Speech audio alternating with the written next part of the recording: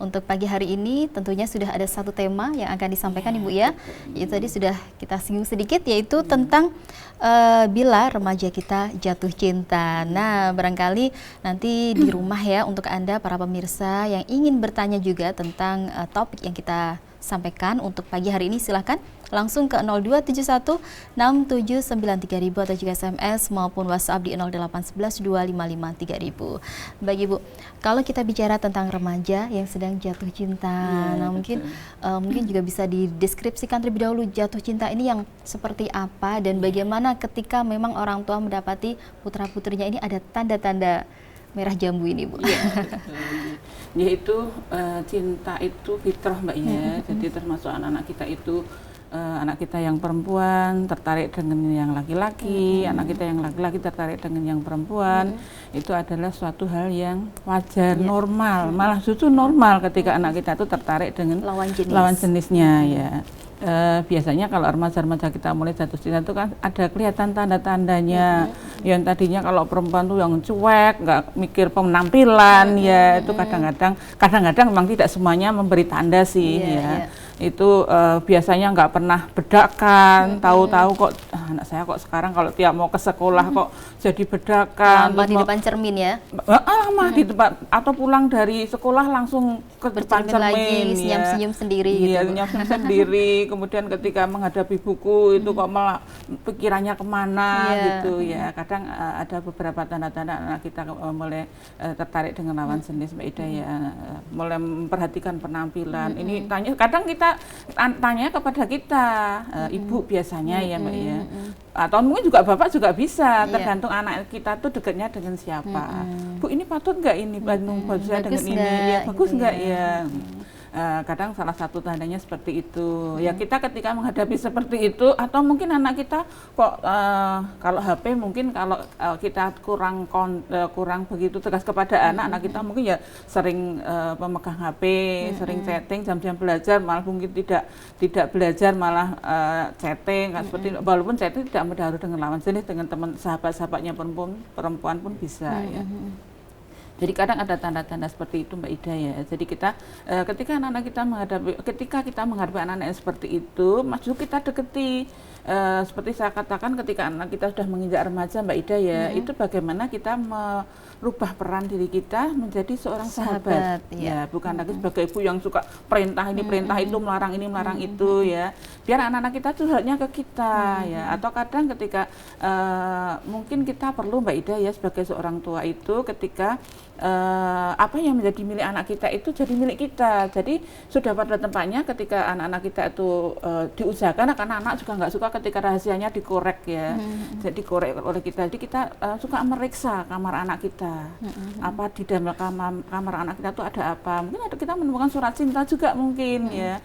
Jadi ketika kita tahu-tahu menemukan surat cinta untuk anak kita dari lawan jenis ya, itu kita bukan marah ya, bukan marah, wah anak saya ternyata sudah mulai remaja. Dan itu ketika anak kita jatuh cintanya kan pada lawan itu normal, wajar ya, wajar malah. Jadi dalam menghadapi seperti itu kita yang tenang, nggak perlu marah, malah ya kita menggoda ya, menggoda ketika anak kita sudah mulai sering di depan cermin. Kok ada yang lain ya dari anak saya ya, anaknya Umi, anaknya Ibu, ada apa ya, boleh nggak ya Umi tahu ya. Jadi kita jadi bukan langsung, dengan marah, bukan emosi, nggak boleh secara frontal gitu ya.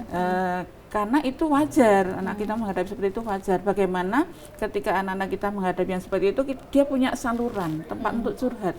Jadikanlah kita sebagai orang tua itu, entah bapak atau ibu, monggo ya, karena anak kita itu dekatnya, kalau di rumah ibu suka sama anak perempuannya, mungkin malah dia dekatnya dengan bapak ya. Jadi tidak menutup kemungkinan bapak nanti sebagai tempat curhat untuk anak-anak kita. Jadi menghadapinya seperti itu, sini-sini kelihatannya anak bapak sudah mulai falling in love ini. Apa ya, kamu tertarik sama cowok yang kayak apa sih?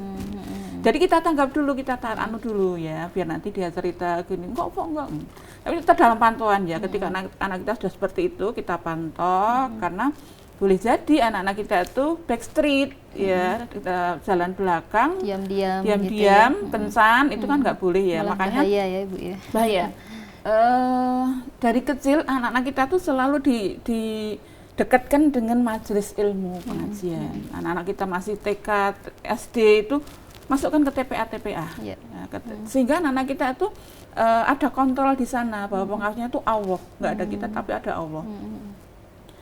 Kalau sudah kadang orang tua tuh kalau sudah anak-anak sendiri juga karena seperti itu Mbak, sudah SMP dia sudah tidak mau lagi TPA, sudah gede, teman-temannya nggak ada yang TPA, aku udah gede.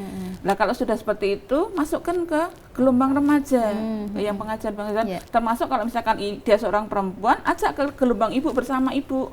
Kalau anaknya laki-laki ikut ke pengajian gelombang bapak-bapak ya. Atau katakanlah minimal ketika karena anak kita juga sekolah Mbak ya, kadang sekolahnya dari pagi sampai sore kadang. Kebetulan kalau kita ibu-ibu seringnya gelombangnya sore ya. Kadang nggak memungkinkan anak-anak untuk ikut gelombang. Minimal seminggu sekali lah ajak anak kita ke jihad pagi. Biar anak-anak kita tuh selalu dekat dengan Al-Qur'an ya, karena kuncinya di situ. Itu pengontrol kita. Lingkungan yang baik ya. Dari kecil makanya ketika anak kita kecil itu kita jangan pikiran wah repot ngasih harus bawa anak.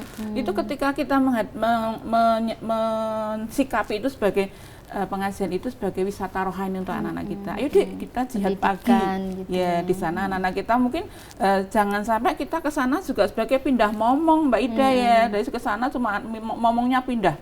Tapi anak kita betul melihat oh kita ngaji ilmu di sana, bawa Quran, bawa buku, bawa catatan. Nanti kalau tarawih mulai mencatat, mulai mengaji, mulai memperhatikan.